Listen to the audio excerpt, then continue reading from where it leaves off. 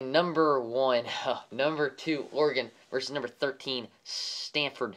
This is going to be just a huge game. Prime time, ABC, college game days there.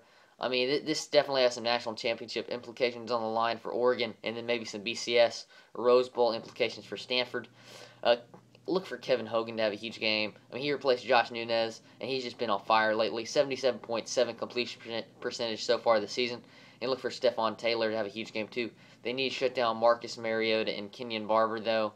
Oregon's 20.5-point favorites. What is up, Las Vegas? Come on. You know what? But I'm picking Stanford they're gonna change their name to Stunford because they're gonna stun Oregon in Eugene. I'm picking 41-38 Stanford. You know, Oregon, they've had an easy schedule so far. Maybe a tough game versus USC a couple weeks ago, but USC's just been a disappointment this season. I like Stanford in this game, 41-38. They're going to be playing out of their minds versus the Oregon Ducks. And then my upset pick. You're going to be very, very surprised by this. Baylor versus number 1 Kansas State.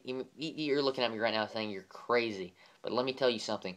Baylor will be playing out of their minds in Waco, primetime. Kansas State, Colin Klein, I mean, he's pretty much completely healthy, but there's some worries and issues about him.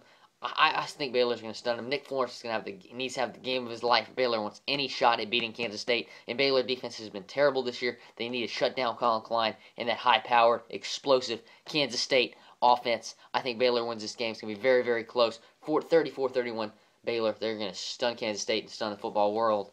Thank you for watching. These were the Elite 8 picks for Week 12. Stay tuned for Elite 8 picks next week for Week 13. This is William Scott, 14-year-old sports writer. Have a great Saturday.